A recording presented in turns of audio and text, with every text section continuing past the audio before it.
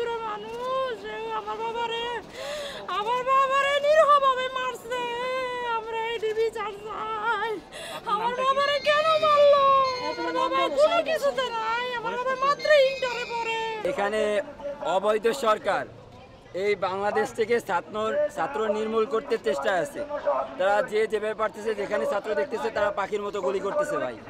এটাই হচ্ছে, এখানে প্রতি 5 সেকেন্ডে 5 জন 6 জন কইরা রোগী আসতেছে, সবাই ছাত্র। কিন্তু সবচেয়ে আফসোস এটা যে বাংলাদেশের কোনো মিডিয়া সংবাদ মাধ্যম এটা প্রচার করতেছে।